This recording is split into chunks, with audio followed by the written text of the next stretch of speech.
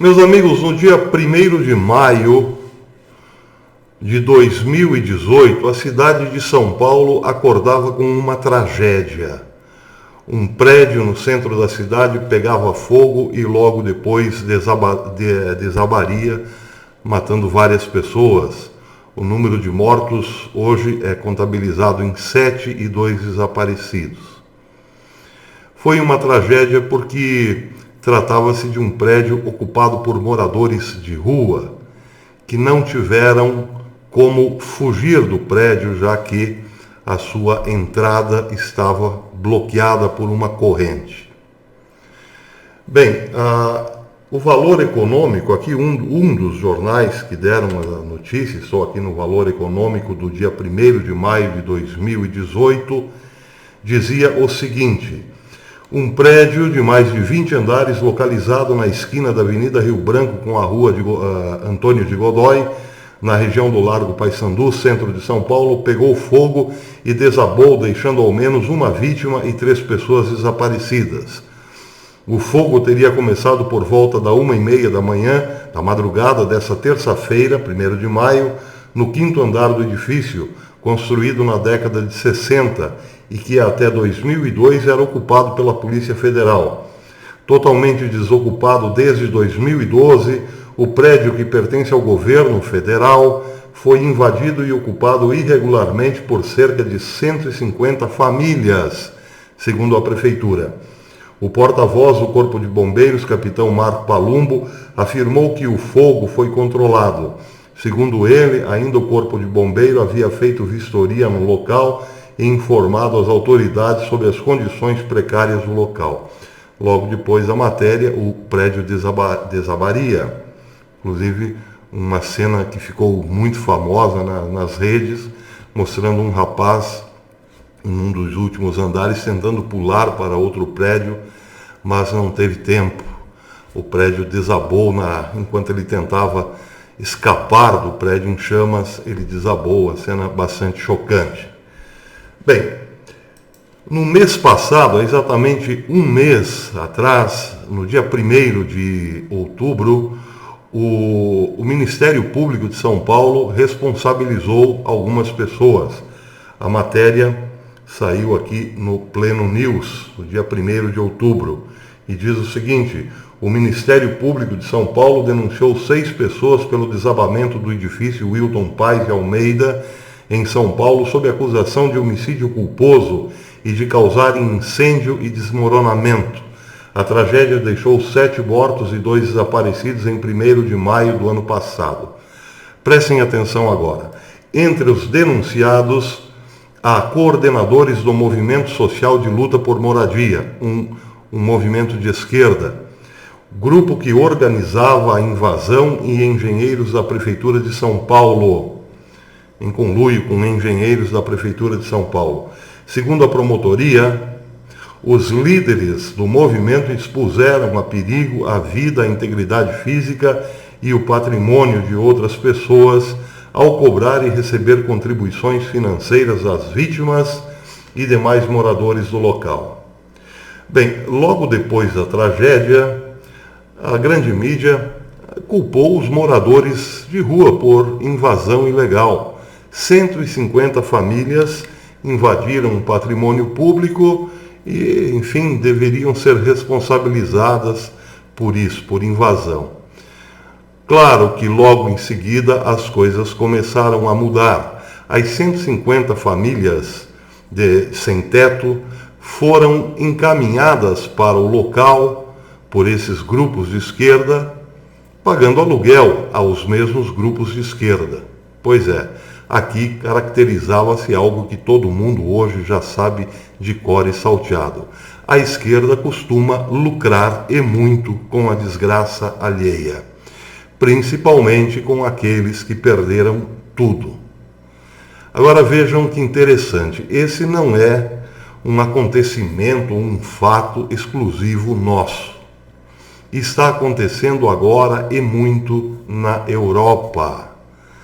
Como nós sabemos, a Europa tem recebido bolsões de imigrantes, gente que deixou sua terra, deixou por perseguição religiosa para buscar um mundo melhor na Europa. Quando nós vamos ver com a lupa sobre este fenômeno, encontramos o seguinte: ONGs, todas de esquerda e algumas inclusive ligadas ao Vaticano, preparam milícias, se é que se pode dizer assim, ensinam, dão o treinamento a pessoas para buscarem os futuros migrantes em regiões muitas vezes, em aldeias muitas vezes sem nenhum problema. Muita gente é convencida a embarcar em pequenos botes ou pequenos barcos ou até grandes barcos, mas vão lá quase que empilhadas para chegar na Europa. Uma vez na Europa, uma vez aceitas por determinados países, passam a receber alguma ajuda, alguma bolsa, alguma assistência do Estado. Só que, uma vez que são aceitas nesses programas, são obrigadas a dividir o dinheiro com as ONGs que os tirou da África, via de regra, a África. Pois é. É um comércio, é o mesmo comércio que nós vimos aí desde o acidente de 1º de maio do ano passado. A esquerda lucrando com os miseráveis, mas para isso é preciso fabricar os miseráveis. E aí entra todo um trabalho de logística da esquerda, produzir bolsões de miseráveis. Claro que essa esquerda está ligada a gente como Jorge Soros, por exemplo, com tubarões globalistas. E todo mundo acaba lucrando de algum modo. Os globalistas, para implantar uma nova ordem mundial, estão patrocinando todo e qualquer tipo de caos. E os menores, os subsidiados dos globalistas, os esquerdistas, acabam lucrando no varejo, como é o caso de cobrar pedágio ou tirar um tanto desses imigrantes que acabam recebendo o benefício do país em que estão ou que são acolhidos. Isso não é nenhuma fantasia, porque vejam a coincidência. Ontem o Breitbart News trouxe esta matéria: Itália detém ou prende um grupo de esquerdistas que colocavam migrantes em prédios públicos. A matéria diz o seguinte: a polícia prendeu 5 membros de um grupo extremista em Milão, de extrema esquerda em Milão, depois que invadiram residências públicas e as entregaram ilegalmente aos migrantes. Os 5 indivíduos, 3 italianos, 1 romeno e 1 angolano, são membros do Comitê Autônomo de Ambitante Barona, de extrema esquerda, ou seja, grupos políticos, tal como aqui. Esse é o modus operandi da esquerda. Tudo que eles fazem aqui, certamente, vem de comandos fora daqui, porque a esquerda é internacional. Eu até recebi algumas críticas dizendo, claro, de gente esquerdista, quando dei a notícia de que grupos esquerdistas na Argentina estavam preparando-se para uma ação violenta caso o candidato Alberto Fernandes perdesse. Isso pode acontecer aqui porque a esquerda é articulada. Recebi críticas, inclusive quando falei que com esses grupos de esquerda presos na Argentina haviam bombas caseiras e inclusive bombas sofisticadas, alguém logo me respondeu o seguinte: isso para nós não é novidade, os morros cariocas aí estão cheios de armas pesadas, inclusive .50 que derruba helicóptero. As bombinhas aí para nós não é novidade. É novidade sim pelo seguinte: é verdade, é claro, que os grupos do tráfico nos morros cariocas têm armamento pesado, mas isso é restrito aos grupos de traficantes de droga, grupos pesados. a PCC, a Comando Vermelho e assim por diante. É muito difícil espalhar para a população, ou melhor, para militantes de esquerda, uma .50, um fuzil AR-15 e assim por diante. Agora, o detalhe das bombas argentinas é o seguinte: são bombas feitas em casa e estão sendo ensinadas por alguém. Nós bem sabemos aí que a Venezuela abriga hoje terroristas do Hezbollah e do Hamas. Gente que sabe fazer bombas sim, bombas caseiras, que produzem um grande estrago e podem tranquilamente estar aí, andando pelo continente, ensinando a prática, ou popularizando a prática da fabricação da bomba caseira. E isso é infinitamente mais perigoso do que as poderosas armas dos morros cariocas, porque, como eu disse, estão restritas aos morros cariocas. Mas as bombas, uma vez destinadas à baderna pública, elas podem ser disseminadas por aí. Quem não garante que não temos aí, nesse imenso país, inúmeros laboratórios para a fabricação dessas bombas caseiras? Tomara que não, queira Deus que não. Mas, como é uma prática já reconhecidamente da esquerda aqui no continente, não custa ficarmos de olho, porque a esquerda de lá é tal qual a esquerda de cá. É assim que a coisa funciona. Dividido, separado, é só a direita. A esquerda é unidinha e anda no mesmo compasso. Bem, a mesma coisa aqui nessa matéria. Um grupo de pessoas ligadas a um movimento de esquerda, a um comitê de esquerda, colocava esses migrantes em prédios abandonados, claro que à custa de algum. A polícia, diz o Breitbart, alega que o grupo invadiu apartamentos públicos desabitados e depois os designou ilegalmente para migrantes. Os novos ocupantes pagam ao grupo entre 700 e 1.400 euros, no que os investigadores classificaram como suborno. Os migrantes, que em sua maioria provêm de países não pertencentes à União Europeia, também deveriam participar de manifestações contra despejos e estavam frequentemente na frente de protestos nos quais o grupo entrou em conflito com a polícia de Milão.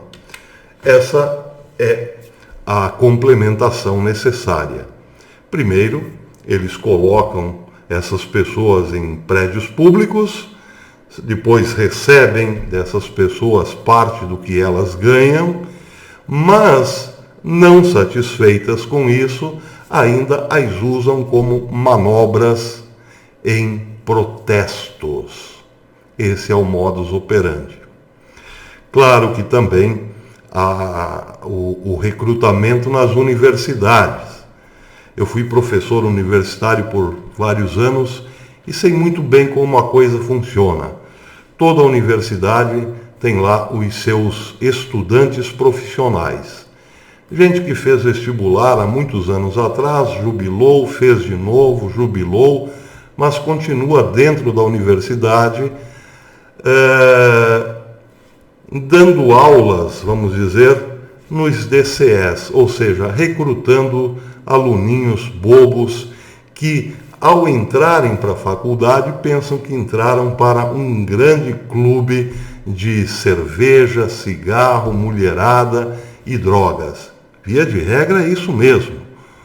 Todo aluno hoje, quando entra na universidade, acha que entrou no paraíso da cerveja, do churrasco, da droga e do sexo. E acaba, depois de algum tempo, desistindo do estudo, mas frequentando o DCE, inteirando-se do problema político, inteirando-se de quanto é nocivo o capitalismo. E aí, meus amigos, vai se criando uma massa de manobra também. Pois é, junte-se essa massa de manobra aos miseráveis, nós temos sim um grande contingente de ativistas políticos, aquilo que hoje a gente chama de mortadeleiros. E isso tende a aumentar. Por quê? Porque os grupos que organizam esse ethos, esse modus operandi, estão cada vez mais fortes. Ontem mesmo eu dei uma notícia de que o filho de Benjamin Netanyahu, em visita à Hungria, dizia que George Soros está financiando centenas de pequenas organizações para destruir Israel. Estão agindo com muito dinheiro. É muito fácil hoje trabalhar para a esquerda. Se o sujeito é um pouco articulado, logo ele estará recebendo convites de ONGs e assim por diante. É por isso, meus irmãos, que tem muita gente hoje se bandeando para o lado da esquerda. Tem muita gente hoje virando a casaca. Claro, está rolando muito dinheiro. Aliás, esse negócio de dinheiro, de subornar, de ganhar corações por causa do lucro, do dinheiro, do din-din, é muito antigo. Aliás, é uma das tentações de Cristo no deserto, nos 40 dias de Jesus no deserto. O diabo o tentou com dinheiro também. Mostrou a ele os reinos da terra e disse que, se o servisse, seria evidentemente o maioral nos reinos da terra. Pois é, essa sedução é uma das armas que o diabo não tem deixado de lado, jamais abriu mão desse expediente. Só que, diferentemente de Jesus, muita gente cai com facilidade nessa história. É bem possível que hoje tenha alguém de olho em você, imaginando qual o seu preço. Pois é. Mas tudo isso depois será cobrado. Você será obrigado a desencaminhar pessoas caso embarque nesse tipo de sedução. É isso. Por causa do lucro, estamos nos deixando vender, nos degradar. E aí, meus amigos, o resultado disso, amanhã depois, será inevitavelmente, citando a Bíblia outra vez, choro e ranger de dente. Não vale a pena.